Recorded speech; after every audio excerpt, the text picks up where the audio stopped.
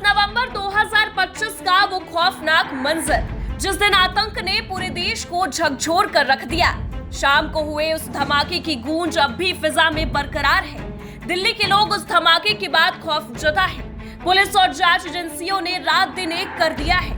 कई आरोपी और संदिग्ध पुलिस की पकड़ में भी आ चुके हैं और कई ऐसे हैं जो अब भी फरार हैं। हर बीतता दिन आतंकियों के इस नए गिरोह का खुलासा करता नजर आ रहा है, जिसे आमतौर पर हम जिंदगियां बचाने वाला डॉक्टर कहते हैं।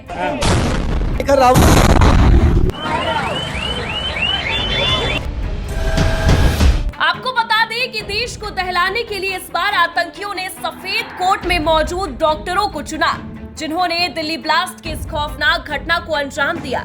डॉक्टरों के इस खौफनाक गिरोह ने दिल्ली में 10 नवंबर की शाम एक ऐसे ब्लास्ट को अंजाम दिया है जिसमें न केवल कई निर्दोष लोगों की जानें गई, बल्कि कुछ घायल तो ऐसे हैं जो अब भी जिंदगी और मौत की लड़ाई लड़ रहे हैं। दिल्ली में डॉक्टरों का ये नया गिरोह आतंकी संगठन जैश-ए-मोहम्मद के एक खतरनाक व्हाइट कॉलर टेरर मॉड्यूल का हिस्सा था। दिल्ली लाल किला ब्लास्ट केस में अभी तक करीब 20 किरदार सामने आ चुके हैं और ना जाने अभी कितने और आने बाकी भी है। इसमें आतंकी डॉक्टरों की फौज और उनके मददगार स्लीपर सेल मॉड्यूल के संदिग्ध भी शामिल हैं। बताया तो ये भी जा रहा है कि डॉक्टरों का ब्रेन वॉश किया गया था।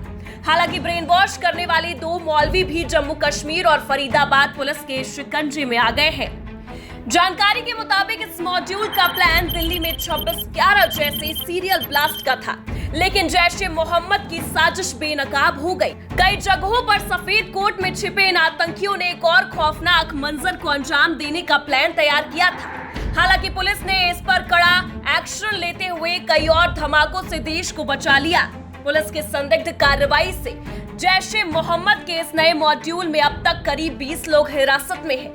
फरीदाबाद की अल-फलाह यूनिवर्सिटी से जुड़े कई डॉक्टरों की गिरफ्तारी भी हो चुकी है, जबकि डॉक्टर उमर को संदिग्ध ब्लास्ट का हमलावर करार दिया गया।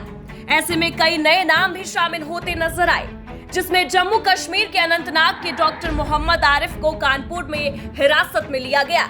माना तो ये भी जा रहा है कि डॉक्टर आरिफ लखनऊ की डॉक्टर शाहीन का करीबी सहयोगी है। आरिफ कानपुर के हृदय रोग संस्थान में प्रथम वर्ष का छात्र था। जांच के बाद तो ये भी बताया गया कि डॉक्टर आरिफ आतंकवादी उमर का सहपाठी भी है।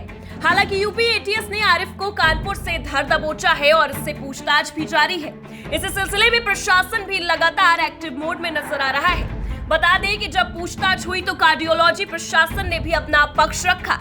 डॉक्टर आरिफ मामले में कानपुर के कार्डियोलॉजी प्रशासन ने अपना पक्ष रखते हुए साफ कह दिया। डॉक्टर अवधेश के मुताबिक उनका ये मानना था कि आरिफ को लेकर कोई संदिग्ध गतिविधियां समझ में आती नहीं दिखी। आरिफ 4 महीने पहले एमडी करने आया था। इसके साथ ही आरिफ के साथ फ्लैट में रहने वाले डॉक्टर अभिषेक ने भी कहा, कभी कोई संदिग्ध गतिविधि नजर नहीं आई। आरिफ ने बताया था कि उसके पिता को कैंसर है। हालांकि कार्डियोलॉजी प्रशासन ने कहा कि सभी डॉक्टर्स और कर्मचारियों का पुलिस वेरिफिकेशन कराया जाएगा।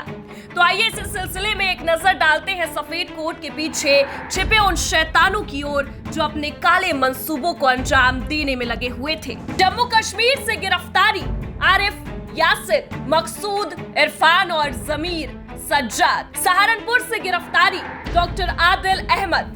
फरीदाबाद से गिरफ्तारी, डॉक्टर मुजम्मिल शकील अहमद और डॉक्टर शाहीन शहीद। लखनऊ से गिरफ्तारी, डॉक्टर शाहीन के भाई डॉक्टर परवेज। फरीदाबाद से गिरफ्तारी, 4 लैब के कर्मचारी। इतना ही नहीं, कश्मीर से 3 हैंडलर तारिक, उमर व आमिर हिरासत में है। फरीदाबाद सेक्टर 56 से एक अन्य को डिटेन भी किया गया है। दिल्ली ब्लास्ट को लेकर हर दिन नए खुलासे सामने आ रहे हैं।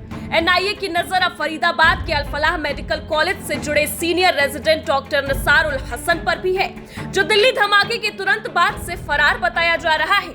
ऐसे में ये देखना बाकी है कि जांच में और कितने खुलासे होते हैं। हालांकि इतनी गिरफ्तारी होने के बाद एनआईए को उम्मीद है कि निसार के पकड़े जाने के बाद सब दूध का दूध और पानी का पानी हो जाएगा। डेस्क रिपोर्ट, आज की खबर।